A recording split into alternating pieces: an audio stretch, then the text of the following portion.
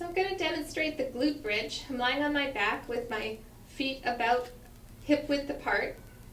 If you are one of those people that have a big arch in their back, you might want to work on trying to just decrease that arch a little bit, and also drawing your chin down so you're lengthening the back of your neck through the glute bridge.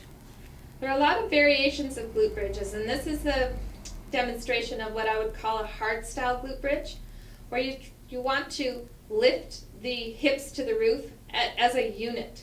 So I just kind of give my cheeks a little pat here because I want to squeeze my cheeks a little bit and then press into my feet and lift my hips up to the roof. I'm looking for a line between my knee, my hip, and my shoulder joint. If I don't go high enough, I haven't fully extended my hips and fully used my glutes for that hip extension. And if I go too far, I don't like to demonstrate bad exercise, but you'll see that I would put stress on my back.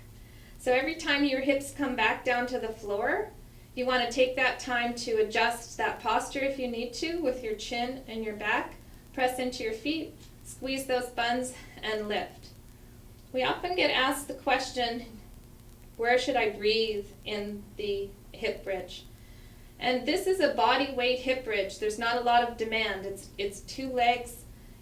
I've not got any weight over my hips.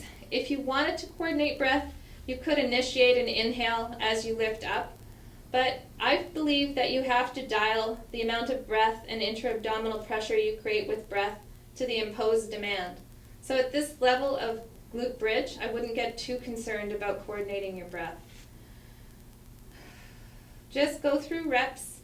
Another cue I quite like is when you're in the top position to envision pushing your knees away towards your toes. This helps to fully extend the hip, and it gives you a nice stretch through the quads, especially if you tend to hold some tension or tightness there.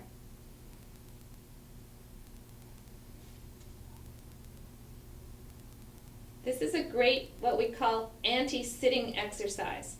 If you think about being in a chair and sitting in a chair, your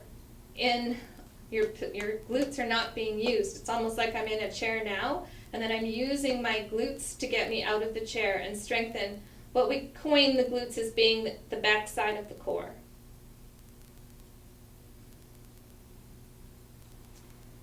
Quality over quantity reps. If you feel tired, I would just go ahead and stop. But these double glute bridges are quite safe, and I would be doing at least 10 reps as part of one set.